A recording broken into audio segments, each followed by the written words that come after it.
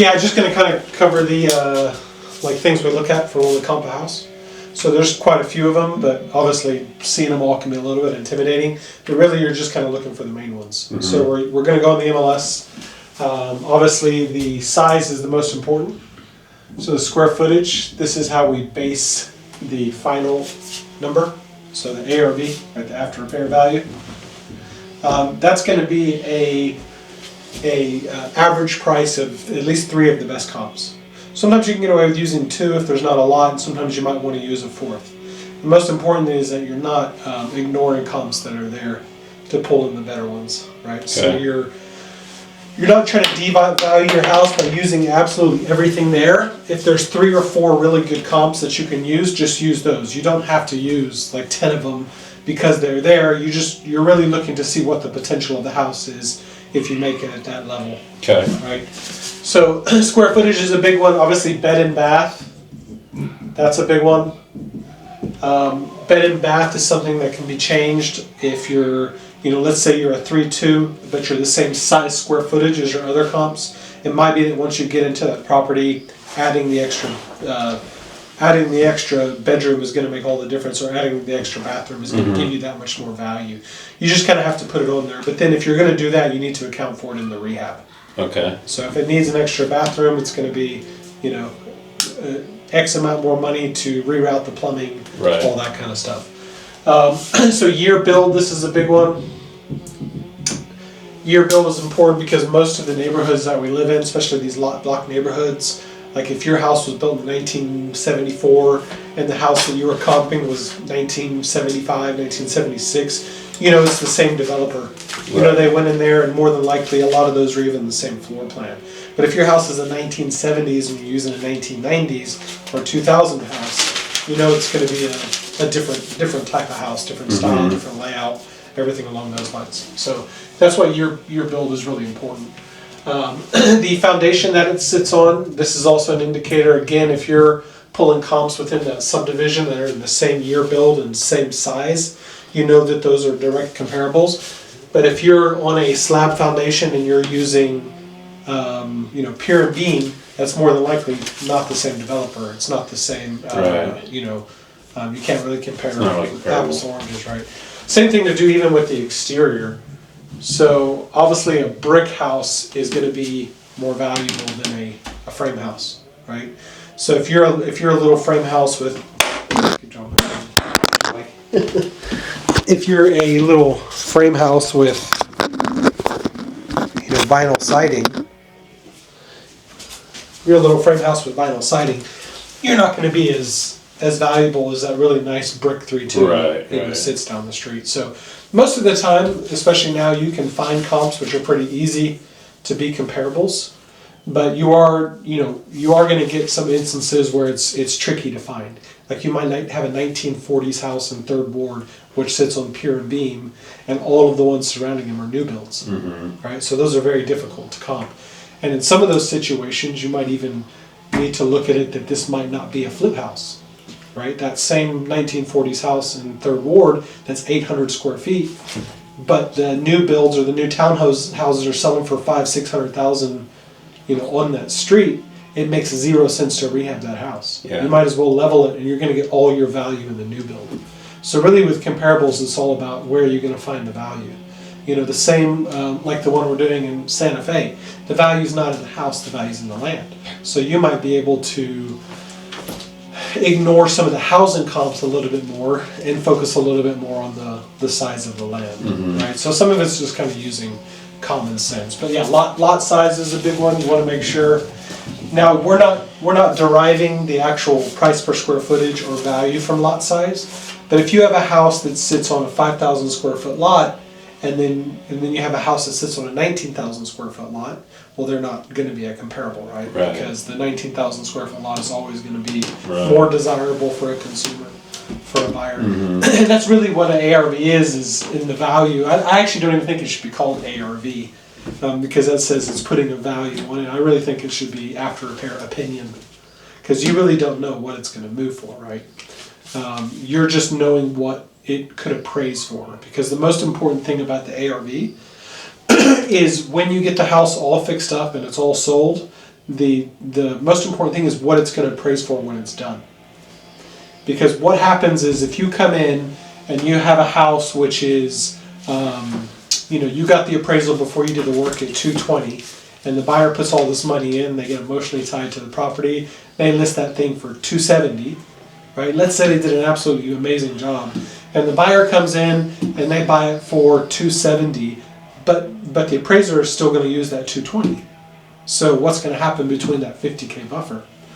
It didn't appraise. They're going to have to bring that money because the bank is not going to leverage more money to that house than what it's worth. So it's not saying that they can't buy the house, but they would have to be very liquid now to cover that gap. Mm-hmm. So that's really why it's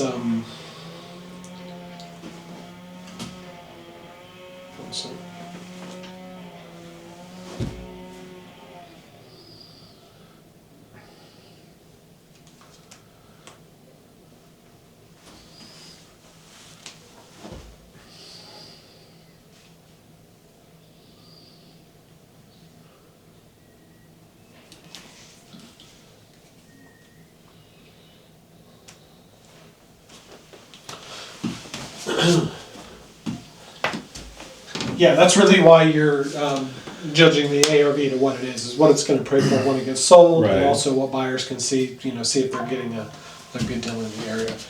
So there's some other little ones like HOA. If you're in a certain HOA, some of them, might be $400 a year, some of them might be $400 a month. That's always a big one. Where the property sits. So the property location, that's not just geographically, but also, you might have,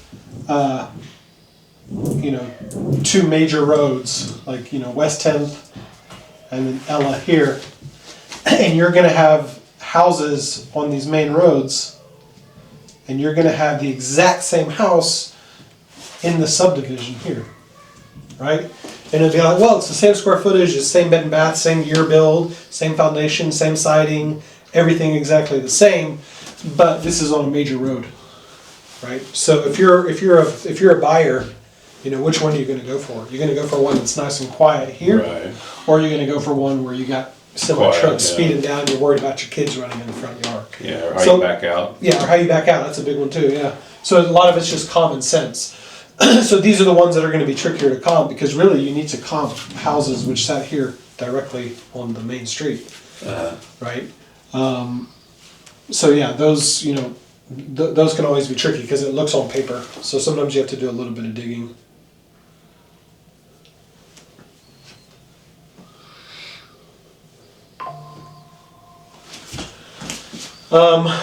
And then once you locate it in the subdivision, then what are you looking for? You're looking for flood zones,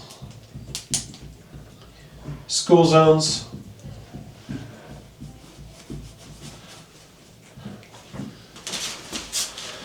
why is flood zones important? Even if it hasn't flooded, because your flood insurance is going to be more. So it's going to be more expensive for a borrower to get into, because it all has to work with how much they can afford for a mortgage. So the mortgage lender takes in everything into effect. They're also going to take that, potential flood insurance in there, and it's going to make that overall payment more expensive. Why does a school zone deteriorate the value?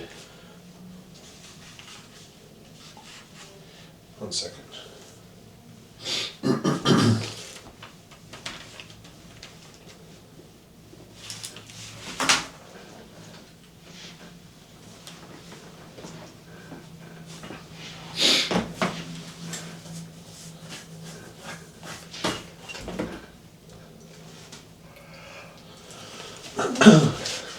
Because you're going to be dealing with traffic at school No, so a school zone can be a huge factor. There's actually, in the same neighborhood right here, right over by Garden Oaks, this one street from here to on the other side of the street, this can be a $50,000-$60,000 difference in value, because everybody wants to get their kids in this elementary school. There's a waiting list for this elementary school. So you're saying flood zone is situation. Flood zone obviously is a bad thing, but the school zone, if you're in the school zones, that can be a positive thing. Well, school zone, you just want to check the rating. You just want to see how good that school is. Okay. So people who are moving to an area, they know a lot about that particular school zone, and they might be moving to that area because they want to get into that school zone. I see. I just kicked the chair that time. So yeah, all the school zones have different rankings. Okay. So it can play a huge factor in there, especially with those higher end neighborhoods, like that Oak Forest. There's a very well-known elementary school there. The Oak Forest Elementary. Everybody wants to be there. Really? But the one over next to it is not rated so highly. So people are willing to pay more than $50,000-$60,000 to live in that school zone. But what happens is you'll get realtors and you'll get wholesalers who don't know that, who didn't bother to check the school zones. All they're doing is taking a property and they're just pulling a radius. They're just saying half a mile, everything within that area, there you go. But all of these are a factor, And the appraiser's certainly going to look into it. The appraiser's for sure going to look into it. Yeah, they're going to look into all of these factors. When you're running comps, what you're doing is you're doing exactly the same as an appraiser would do. You're turning yourself into a mini appraiser. Okay. Right? Just the same as when you're doing a rehab, you're turning yourself into a mini contractor. Right. Your goal is to try to see what you think that appraisal is going to come back for by using the data that you have available to you. So, but it's pretty simple. You're looking for the three most similar properties.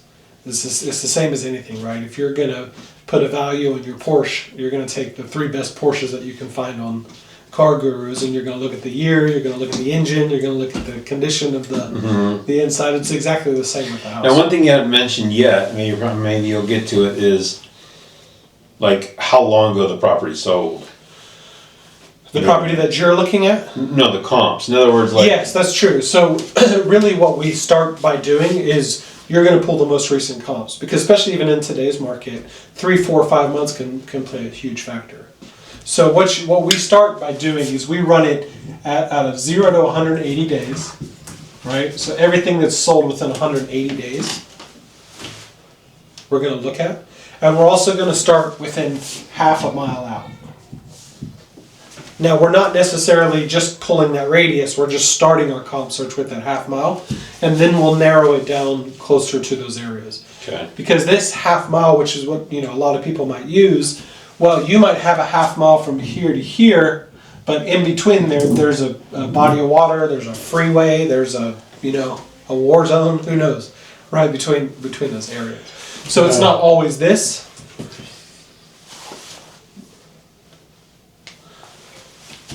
But it's always helpful to start your parameters with this search. Right. So these are pretty basic to. And then if you don't find what you need, then you go back further, right? Yeah, it's a little bit of detective work. You might have to go a little bit further back to see what you can find. Hopefully when you're starting to run the comp, you're gonna put these parameters in. You're gonna see 7 or 8, and then you're just kind of working through like process of elimination.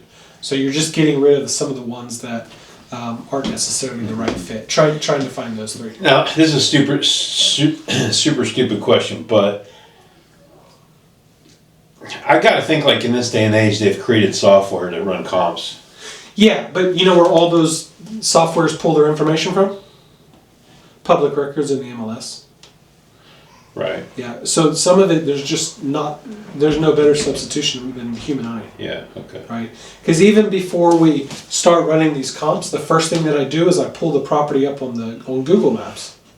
And I do a little drive around it, because I want to see what the curb appeal of that house is. That's another one here, stories. How many stories is your property? A 1-story actually sells better than a 2-story.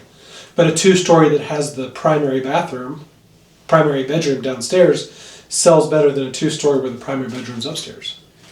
Yeah. Right. So those are also factors.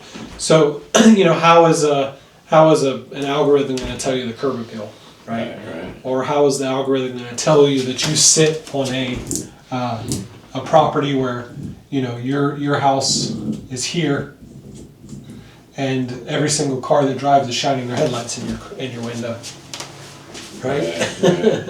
Or that maybe you have a commercial building behind you which they just constructed. They just built a KFC, so you're smelling chicken all day. But you can't really add a tangible amount. You can't add a tangible amount. But what you can do is be a little bit more conservative on your numbers in some instances, knowing that when I list my house here, I might be competing with the 6 or 7 actives which are also listed. So just from a common sense perspective, if I'm a buyer, put yourself in the buyer's shoes, and I'm walking these houses. If I'm walking the house that smells like Kentucky Fried Chicken because the Kentucky Fried Chicken's in the backyard, or I've got one 2 streets over, both at the same price, which one am I going to buy? Right. So that's just going to increase your days on market if there's any little weird nuances in there. So when I'm running that ARV, some of it might be subjective. Some of it might be that, well, all signs are pointing to this house being worth $330, but because of these little weird nuances, I might want to come in at $310, $315. And what I'm trying to do is I'm trying to explain that to the borrower, that, hey, I just want to point out that this could lead to longer days on market. You want to be a little bit conservative with your value because of these factors. Right. Because these are all just numbers. They're all numbers and metrics, and it's just data that you're comparing it with. But at the end of the day, someone's going to have to walk in that house and decide to buy that house. Right. So that's really, really why you're doing this, to kind of break it down for the investor. But the most important thing is to start with just knowing what the appraiser is going to look for. Because if we tell our borrowers that we think this house is coming in for $330, and then they get an appraisal back for $300K, but they've already got $5,000-$10,000 worth of earnest money in with a wholesaler, then what's going to happen? They're either going to have to back out and lose that earnest money, or they're going to have to ask for a reduction. Yeah. Or they're just going to have to bite the bullet and pay for a lot more cash to closing out of pocket. Right. Like as a realtor, have you ever told a client that, look, this house is going to appraise for this, but I have reason to believe that it will actually sell for much higher than that it'll appraise for? Absolutely. Yeah. Yep. I mean, I call it positive speculation. Yeah. Right. So you might have a house that and you can use the lesser of comps. So what I mean by that is, if I have a 3-2, or so let's say I have a 4-2, sorry, and I'm struggling to find any 4-2s, right?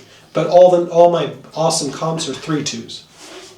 I can use that. Yeah. I can use those 3-2s. Yeah. If I have a 19,000 square foot lot, you just can't use it. I can't use the opposite. I can't use the greater. So if I'm a 3-2 and all my comps are 4-2s, I'm going to have to account for adding an extra bedroom. So there's instances, or you'll find one that you just can't comp. Like a number of years ago, we had one in Conroe, which was a little 1,400 square foot house, and it sat on 4 or 5 acres by the airport in Conroe, by the little private airport. And we had absolutely no clue of what it would be value-wise. There was not a comp ever historically sold back there. But it's a decent area, it's in Conroe. And so we didn't put a price on it. We locked it up with the seller was inheriting the property. Mm-hmm. They were out of state. It was like a son inherited. He's like, I don't give 2 damns about this property. I just give me $50K for it, it's yours. And so we were like, well, it can't go wrong with $50K on 4 acres. So we locked it up for $50K, just what he was asking for, and we put it out to some bigger, buyers in the area and wholesalers. And someone came back and said, "Oh yeah, I actually know that area really well. I don't think I'll be super competitive on it, but I can give you 125." Right, so we made $75K. Just off that property, and there was a lot of positive speculation. I think he ended up selling that thing. He made a ton of money on it. Right, I think he expanded the house. He built a real nice property. But yeah, you don't know.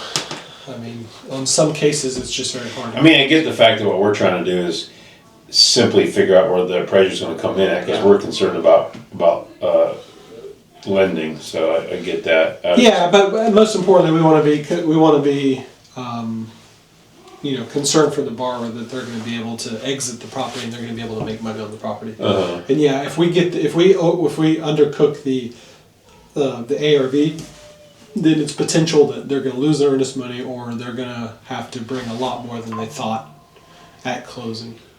So, and it's subjective to change. I mean, even the ARVs can change during the lifetime of that loan. If it takes them 6 months to get that property on the market, they might get comps within that time, which actually boost their numbers, or they might get comps which reduce their numbers. Yeah. Whenever I've worked leads that we got in that were from out of the state, and they were like people that were just getting started. I always told them like that. If you're brand new, like the two things that you need to do are find a realtor that you can partner with that will not necessarily help you find properties, but will list them once they're done, and in exchange we'll run all your comps on your ones that you're looking at, and then obviously number two is a contractor that will go out and look at the property before you buy it. But yeah, I was surprised at like how many people like never thought about team members. Well, I thought about having team members for sure, and also thought about like having somebody do due diligence on their part to make sure that the comps, you know what I mean? Because you and I are going to look at them to help protect them, but like, how many lenders, all they care about is closing the loan, so. Yeah, well, they'll not help with the value. They'll just wait till the appraisal comes in and they'll just be like, take it or leave it. Take it or leave it, right. But it's no skin off their nose. But I mean, the more eyes really, here's what you should have. You should have the borrower has a general understanding of how to run the value, and a lot of people aren't going to have access to the MLS, and they do use softwares. There's PropStream, there's, I can't think of the other ones. No. There's a few. There's a few which all you do is you can run the comps on there and they pull data. And it'll give some decent resemblance of what it's going to be worth for sure. Right. But so the borrower is telling us what they think it's going to be worth by using the MLS or using whatever software they have. You're going to have their realtor, if they have one, take a look at it. You're going to have the lender take a look at it. You're going to have the appraiser take a look at it. So you've got 4 sets of eyes on the value already. Right, and four sets of eyes who are experienced are telling in each category, that are telling you what you think it's going to be. Then you know that you're pretty safe within that number, right? You're pretty confident. And the same thing that goes for the rehab. You've got you as the borrower saying how much it's going to cost. You've got your contractor saying how much it's going to cost. You've got your lender saying how much it's going to be worth to cost by the way of a inspection or a budget verification. So you got 3 or 4 people looking at your value, 3 or 4 people looking at your rehab. That's going to make you feel more confident in that deal itself, that the numbers align to that 70 to 75% where you're trying to get it to. Right. So, but yeah, really once you get the hang of comping, it should take 5-10 minutes to do a property. Yeah. Right. Just need to know what to plug in, what to look at, the major red flags to look at. Some of it also is harder to find until you actually get to the property, right? Some of those comps that you might look at might be a completely different layout. Layout's a big one, right? When you walk into your property, if it was built in 1960s, 70s, like my house, is a real choppy layout, right?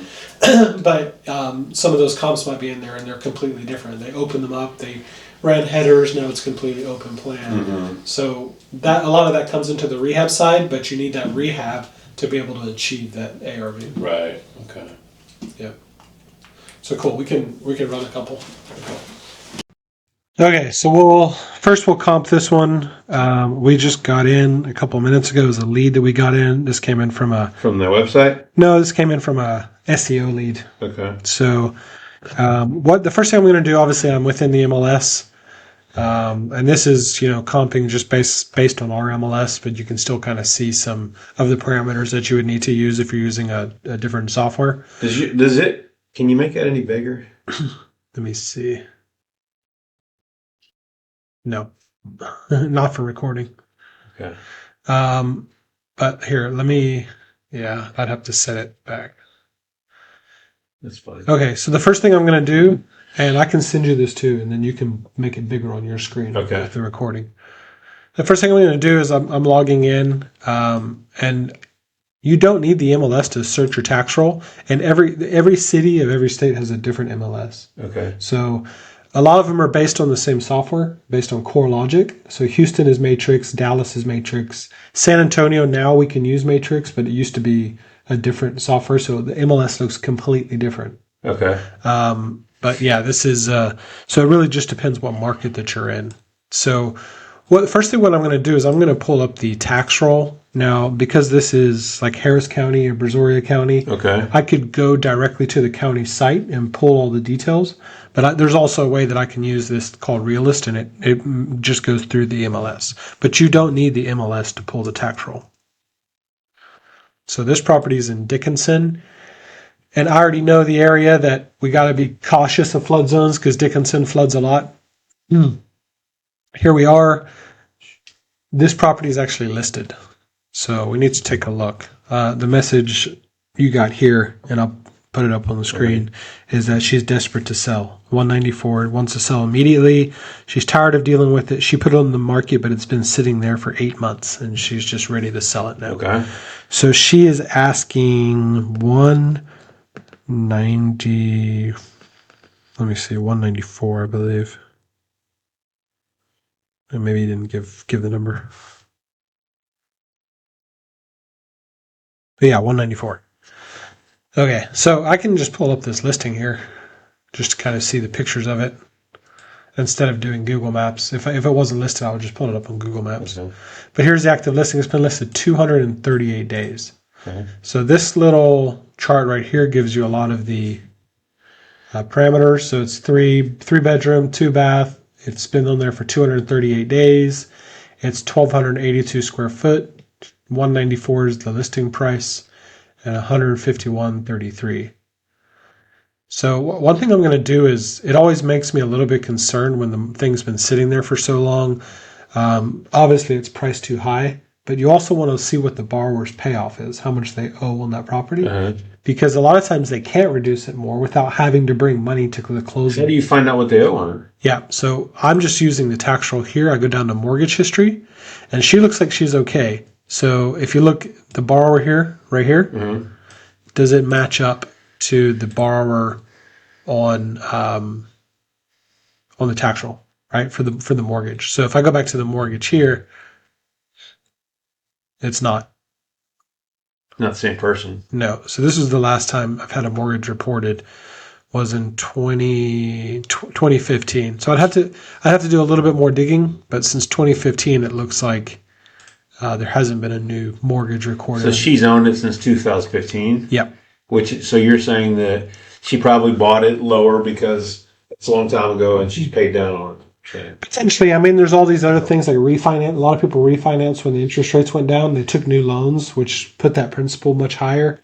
There's just, without doing a little bit more digging to find out, there's nothing obvious that shows me that she can't reduce the price. Now, if we went down to the mortgage history, and it showed, her name, and then it showed, 180 that was owed, well, then I know that she's asking 194, because with realtor fees and closing cost, she's going to be at least break even. And the 180 would be like if she refied it recently. Yeah, refied it recently, or just, the values drop or whatever, for whatever reason. So that might not be a good lead for me to work on if I knew that I'm coming in at 140, 150. Yeah. Because I know that she's not bringing $30,000, $40,000 to get her house closed. It's just not going to happen. So this one looks okay. There's no, glaringly obvious change there. Or there's no glaringly obvious, mortgage discrepancy there. Sure. So it's a 3-2. It's 1,282 square feet. It sits on a 9,000 square foot lot. It was built in 1978, and it's a single family. I'm also going to come down here on the tax roll and look at the characteristics. So, characteristics, stories, 1. It was built, it's got a brick siding. It sits on a slab. Even here, it has what kind of flooring it has. It says what kind of roof it has. So, 30-year composite shingle. It has a garage. Now, it doesn't say if it's attached or detached. So, we might want to look at the photos for that. Right? So, it's an attached 2-car garage. Which can be important if you need to extend it, right? Some areas might not need the garage. Your comps might be getting that extra 400 square feet added onto the property. So the roof looks good. The garage doors actually look good. Brick looks good. It has a swimming pool, which is good. So it doesn't look too far off. I mean, too bad, right? It's just dated. So obviously you need paint. You probably need to replace the flooring. You got these countertops, which are older. Layout does look a bit boxy. It's kind of hard to tell without being in there. I would get rid of that paneling, or at least get rid of the texture. Put new texture on there. So yeah, you kind of have to walk it to see if there's anything layout wise that might be glaring obvious. And again, you can't really decide what you're going to do until you look at the comparables. To see what's called for.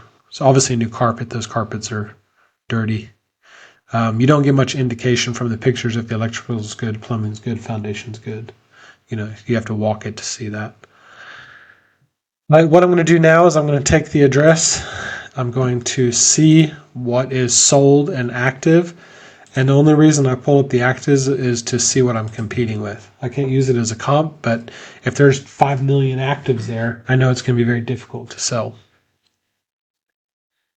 So basically this little yellow box here is where you put all the info. It can be a little bit finicky.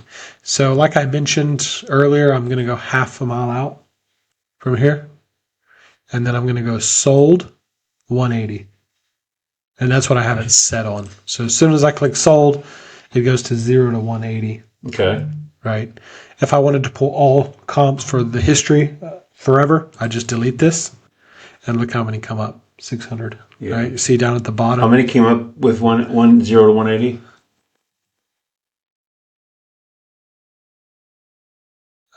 12. Cool.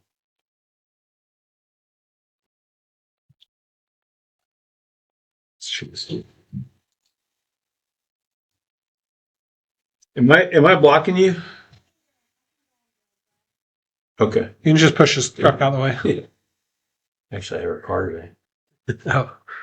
Okay, so actives. See, here's mine right there. This 1282 at the top. That's me. Okay. So I have 3 other actives. I have one at 209 and I have one at 240. Well, this is the one I'm interested in because it's my size, right? Size. So it's been sitting there for 30 days. So not long enough to say it's like super sticky, but let's take a look at it. This looks elevated. So we want to check the flood zone for sure. See how they lifted it? Mm-hmm.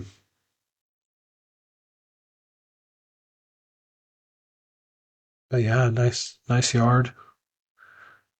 It's decent, nice ceilings, vaulted ceiling. It's definitely been updated. Yeah, not my style, but it's right. It's definitely been updated. It's not a piece of crap. So this has been there at like 210.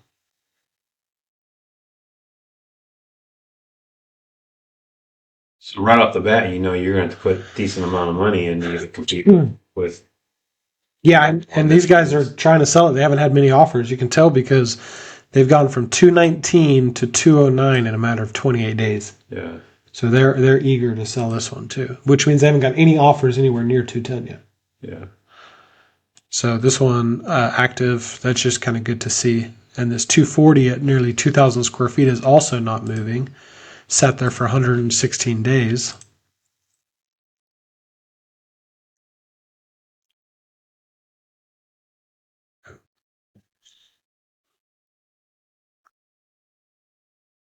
So again, just kind of basic, So go back to the list. So which ones are already sold and which ones are active? Right here, the status. Uh-huh. These are A is active and S is sold. Okay, got it. Right. So now I see what I'm competing with. I'm going to go back to criteria and I'm going to remove the actives. Okay. I'm just going to have sold in there. Right. And then what I want to do is I want to pull it up on a map to make sure I'm not missing any areas that I can pull in. So down at the bottom, there's map. And you see this here? Mm-hmm. I can use these right here. So I might go a little bit further out. So I'm gonna basically draw my map. Okay. Let's see how I'm not going to use these because they're crossing over here. I'm not going to use these because they're crossing over this Dickinson. That's one of the main roads in Dickinson. I'm not going to use anything south of 41st Street because again, it all changes. You see how we have the bayou here? Mm-hmm. So now let's put in our address and check the flood zone. Okay, so we're right here bang in the middle of all of our comps. I'm going to go up here to these layers and then I'm going to go flood zone. So we're in a 500-year flood zone. Okay. right? And this will give you the indication. So does that mean you're going to have to only use the other ones that are in that same 500? well, I can use, remember how I can use things in the lesser flood zone? I just can't use ones in the better. Yeah. So look, I can use all of these in AE because AE is a worse flood zone. Now, if they're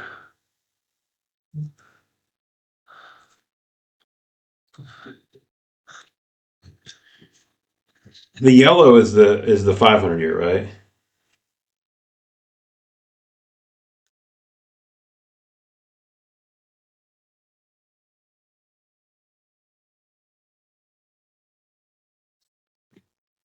yeah, yellow here is the 500. AE means like 100 year. Okay. And then X is the best one to be in.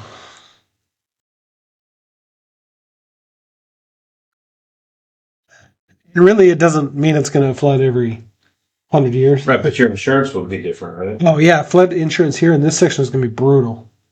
Flood in 500 year won't be as bad. This is the 500, right? Yes. The flood won't be that bad in the 500? It won't be as bad as the AE. Okay. This is the 100 year. This is 500 year. Oh, gotcha. This basically means a 1% chance to flood every year. That's how they do it. So AE means a 1% chance, roughly. And then 500 year would be 0.05%. I believe that's how they kind of calculate it. Because obviously you can't say it's got, it's going to flood once every 100 years or 500 years. But now X means it's out of the special flood hazard area. This is the one you want to be in. The lenders are not going to make you carry. They're not going to force you to carry flood insurance if you're in the X. If you're in 500 year AE, the lender is going to make you cover flood insurance with your mortgage. 100 or 500, you have to carry it? I believe so. Yep. Okay. Anything outside of X, we make them carry flood. Now the 30-year lenders, I'm not sure. So we can use all these because this would be like a down. Yeah, exactly. So same thing as the 3-4 bedroom. I can use these AE, but I can't use ones in X. So I'm okay using these. Okay. So let me retake out this flood zone and use these comps. Let's see what we got. Now, what I'm not going to reduce the size here because we have that garage. So I'm just going to be looking now for the 5 or 6 best price per square foot. Let's look at the year first, right? So the year is 1978. Okay. Mm-hmm. So let me just take a look at all my years here. And I see this one at 2005. Mm-hmm. I can't use that. I can't use this 2006, 2005. So let me go back to criteria and year build right here. I'm going to put in 2000 or whatever, right? And take that down. Okay. So now all of my years are the same, right? 60s, 70s, 80s, right here. Right. So now what I want to do is I'm going to... You took out the 2000. Yep. Okay. Mm-hmm. So you can tell these are all built right around the same. All right. Same period. So now what I want to do is I'm going to price down my price per square footage. So I have the highest price at the bottom here. And I'm going to take 5 of my best comps. Okay. Right.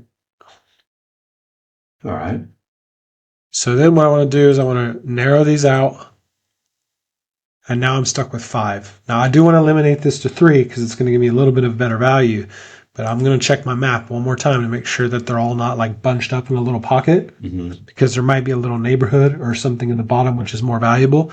But this is a good indication, right? This is varied. It jumps all over the place. Mm-hmm. But if I had them all like right here in this corner, it would make me a little bit cautious. I'd be like, well, why are they all nice here? Right. And I might have to do a little Google Map drive and see that, well, this is a little bit more hood than up here. Mm-hmm.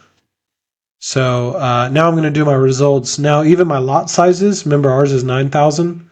I'm okay to use these. Those are all similar. Yeah, I'm kind of stretching a little bit. I'm even okay to use this 12,000 one, really. Right? Mm-hmm. So now let me just take these 3. What is the up and down arrows? That's the pricing. Has the price been increased or decreased? Okay. So let me take these top 3 ones now. And this one kind of jumps. I want to do a little bit of digging into this one. Why this one is a little bit higher end than the others, but generally what you're going to see is a range pretty similar.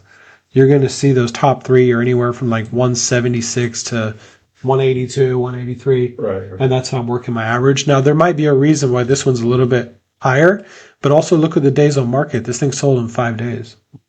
This one took 27 days. This one took 21. Anything under 50 days on market is a good days on market. Okay.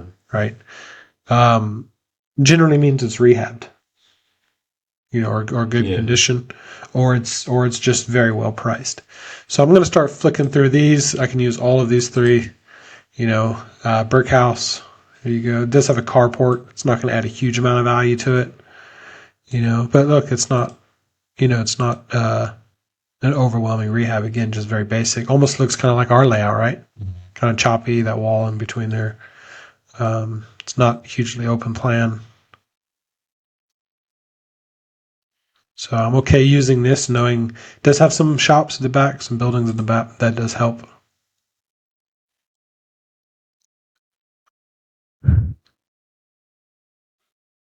Okay.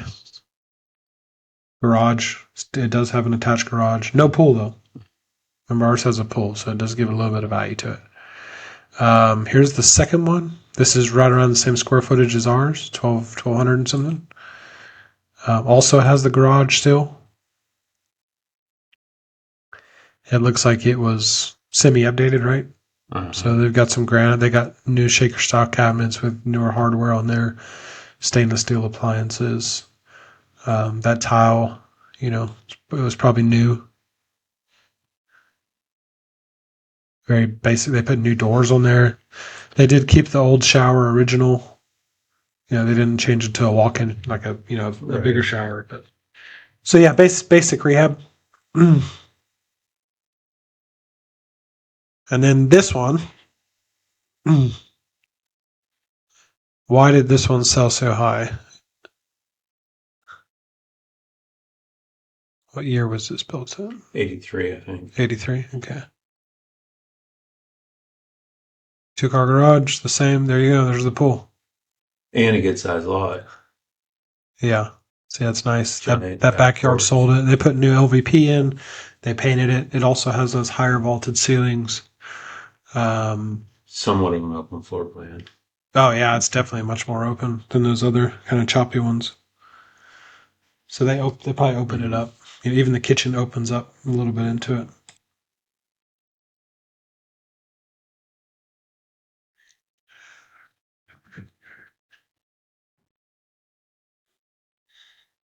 Also got new doors on there. So yeah, this one is definitely a level above, but this backyard sold it. That pool. Yeah, and the porch. And the veranda. Pergola overhang. So can you use that one for a... Yeah, you can use it. You just got to account for... well, remember ours too does have a pool. So let's look at it.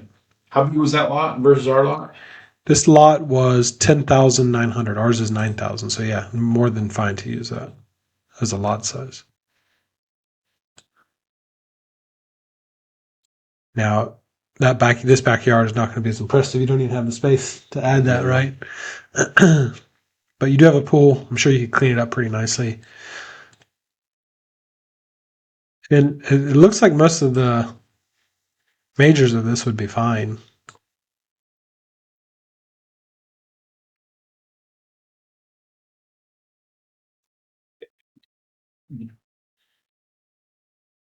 So is the... And don't forget, I'm not using this as the only comp. Right. Right. I'm factoring in those other ones too. The other two. Yeah. I'm just giving myself an average. So let's kind of see where we're at. And what we're going to do here is we're going to take these 3 price per square footage. These are really the 3 best I could find, right? Mm-hmm. By just doing that process elimination. So I've got the 176.42, I've got the 183.39, and I've got the 208.63. And I'm going to divide those by 3. That gives me, 176.42, 183.39, and 208.63 divided by 3. It gives me 189.48. And then I'm going to times this by 1978, my square feet footage.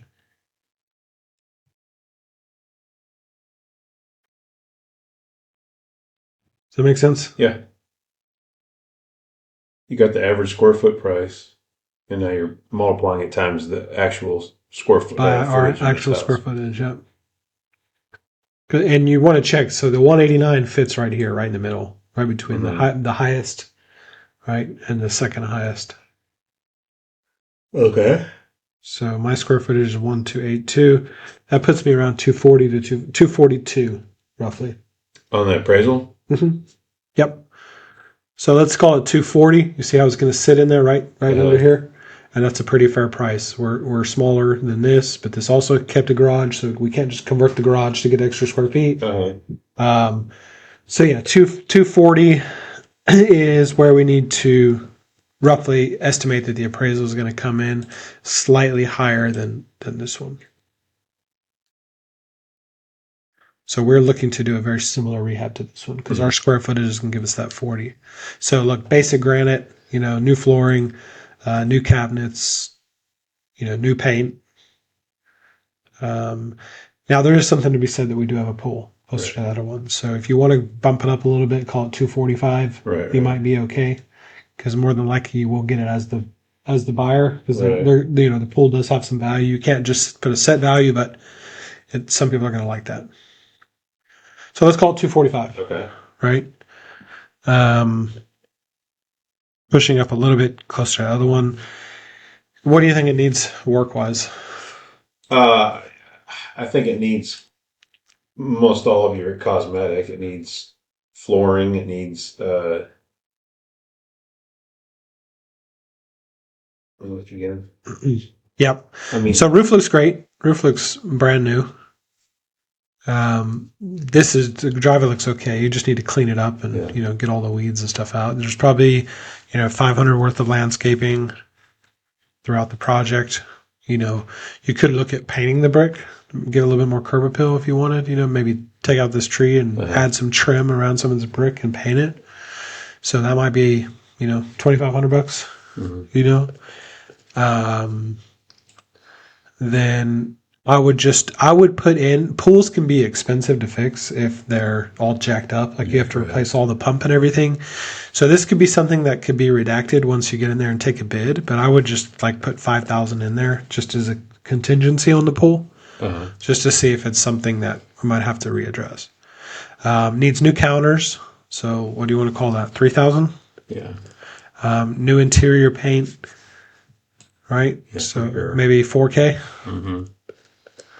Would you leave that texture on the ceiling? No, I'd probably get rid of the texture.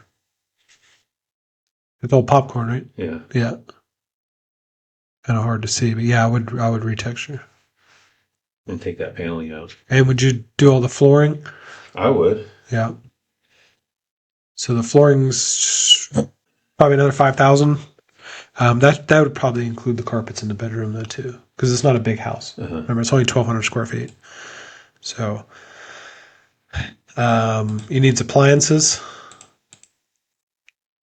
because you can't keep these old, antiquated ones that belong in a museum. So let's put another 2,500 in for that. Did you put cabinets on there? No. You think we should replace them completely or just put new doors and refinish them? I don't think there's that many of them. I think we should replace them. Okay. I mean, they look pretty dated. Unless we could what should we call that? Doors and another 3? Yeah. And again, this is just off the top of our head. Front door looks okay. I mean, especially because we've seen the comps, the other comps. Yeah. What about this bathroom? I think the shower looks great. I don't know about the rest. I can't see the vanity and the. Yeah, vanity needs to go. This is the second bath. That obviously needs to go. That old fiberglass. So vanity, sinks. Yeah, probably about 5,000 for this bathroom, and then the other one, if you keep the shower, probably another 2,500. Yeah. So you're probably looking at 7,500 for those bathrooms. Yeah. What does it cost to remove that popcorn and that won't. I mean, that should probably be factored in that 3,000 within the interior paint. Okay. Just with the ceiling. Would you remove that paneling and drywall, or just? You can do either. I guess it depends what's there. I mean, I've seen people do it directly over the paneling. Oh, get texture yeah. out of it. And then maybe a little bit of landscaping for the backyard. I mean, yeah, I put $500 in for landscaping. I don't love how that. What's the fence line look like?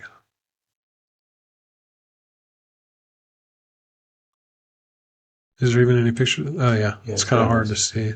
It's got a nice fence. Yeah, there. this side is nice at least. That could be the neighborhood. Yeah, you can't tell what that is, but like condenser looks okay from here if you see it. But this just is not like the way they just put this apron around here, and it's I don't know. If it was I mean, really like this should be like sodded from here down with a grade, from here down. But yeah, you need some work. So maybe let's add an extra $1,000 in for landscaping. So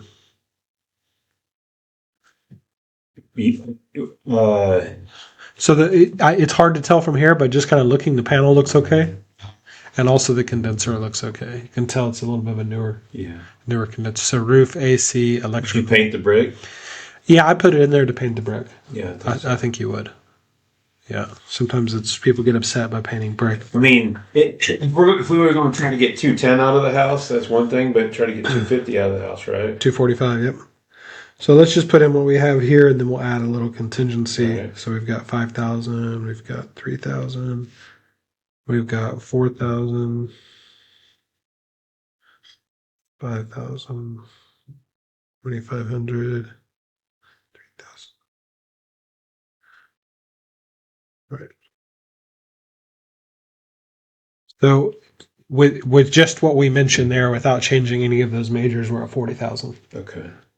Right, roughly 40,000. Okay. So it's probably going to come a little bit more. That doesn't include staging. That doesn't include windows. If we change the windows, how do they look?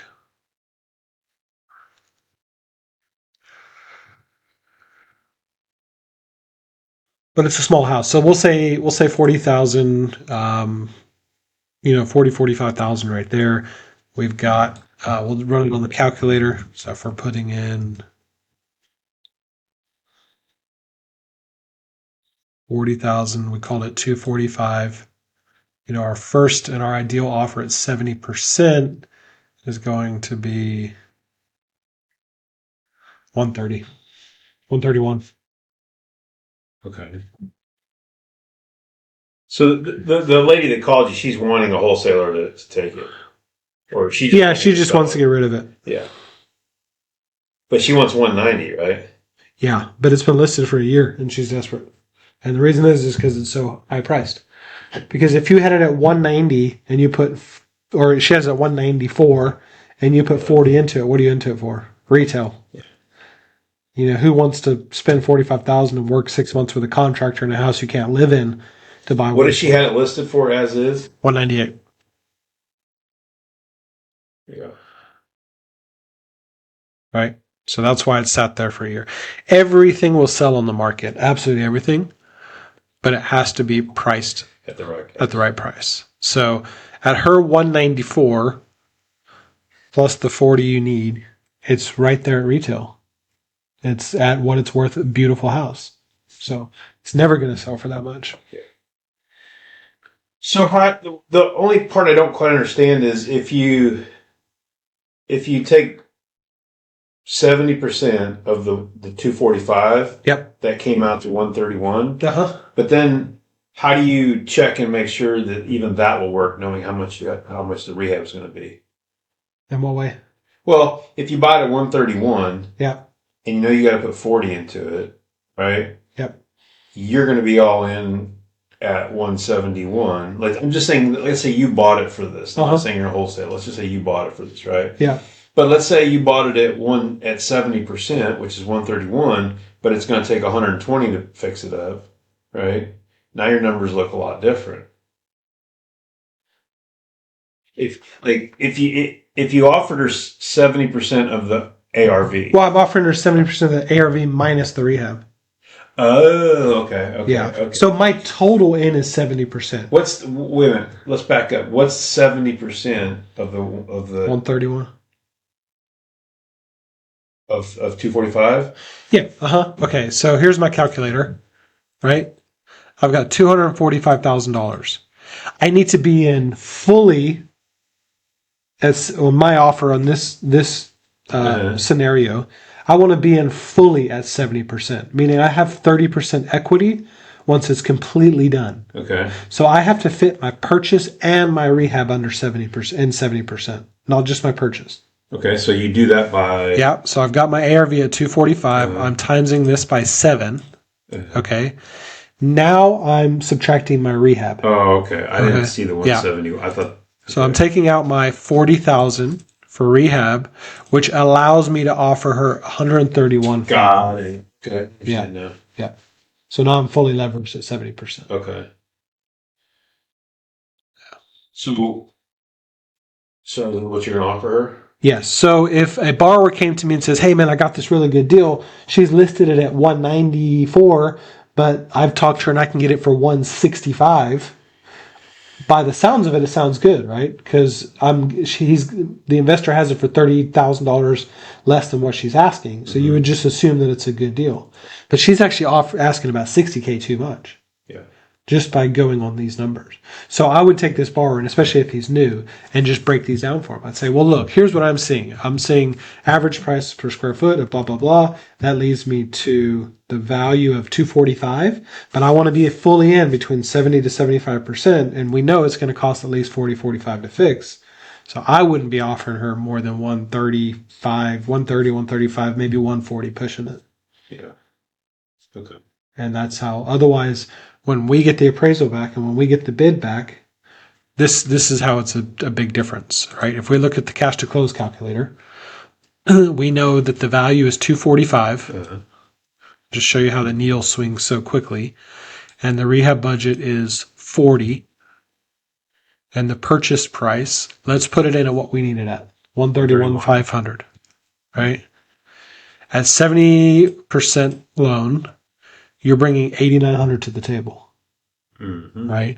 Well, now let's bump that up to the 165 that he says he's got a great deal on because he's got 30K off of listing.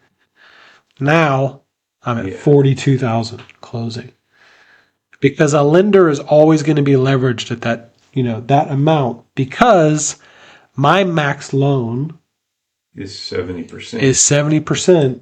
Meaning that if I have to take this back, I'm always going to have 30% equity stake. Yeah. With 70% of the ARV. Yeah, 70%. Yeah, of the ARV. Yeah. But that 70% also includes the rehab money. Yeah. That's fully in 70%. Right. Yeah. So if they would, the max they're going to loan is 171. Yep. And so because if you're the flipper, that gives you money to buy the property, money to do the rehab. Exactly. Yeah, I get it. Yep, I get it. Yep. All right. Now you could offer more if the rehab was less. Right? If it was a super clean house and only needed 25, again, that would just increase the purchase. It's all about hitting that 70%. It's balancing that purchase price number and balancing that rehab number to hit that 70%. Right. You really can't change the value of the house. It's all there by what's been sold. And you can't change that. And you can't change what it needs to be fixed, right? So those two numbers are not really interchangeable. But what is the purchase price. So that's all you're doing is you're leveraging your purchase price once you know how much it costs to try to hit that 70%. So just to satisfy my curiosity, when you send this to her, are you going to write up like a contract like you did or an offer and a contract like Jesse, or are you just going to send her like a female back saying, the most I can give you for this is 31 and here's why? Yeah, so really anytime you're spending the proper education would be to submit an offer on anything that you took a lot of time to work on, right? But if this lady is thinking she's going to get anywhere close to 194 and just by a preliminary number, and it might take me 20 minutes to write the contract, I would just tell her. I would just be like, look, I'm not going to be anywhere near where you want to be on that 194. Here are my reasons why. I'm not sending you a low ball. Like everyone always uses that term low ball, but I'm sending you what I believe is the market value of it right now in its current condition, because investors have to make money. You might think that they're the worst people in the world, but really there's not that much money if you overpay or anything. You can lose, right? And most flippers make profit on like 60% of their flips, 70% if they're good. 20% they'll be at right around break even, and one out of every few of those they'll lose money, and it all has to do with what number they bought it at. Right. So, and if there was nobody investing in houses, nobody's going to lend on these. They're all dilapidated. Right, the banks don't want to lend on a property that's got issues. So that's why you'll see a house sit days on market as is, because they can't get it to a number they need it at to make a small profit on it, or any profit, or whatever. Now explain to me really quick the process of, you tell her 131, but now you're going to have to also tell her, like, like we did with this other house. I want to get the foundation appraised. I want to get or inspected. I want to get an appraisal done, and I want to get the rehab checked. Yeah, I mean, you can just use that all as leverage. I mean, you could go in there, and if you know your number is like solid, whatever happens, then you don't necessarily need all that. Meaning, like, if you know you've got a buyer for that house. Well, that's if you're wholesaling it. If you're the actual buyer and you know that, well, $5,000 here or there is not going to kill me. Yeah. If the appraiser comes in $5,000 less, or if the rehab comes in $5,000 more, it's not going to wipe me out. And if you walk it and don't see any reason to believe there's foundation issues or electrical issues, yeah. But if you're a wholesaler, you're asking for those things for what? Because you're trying to procure a buyer within that period of time frame. You're trying to sweeten the pot with the buyer by taking risk out of it for him. Correct. Yep. Uh-huh.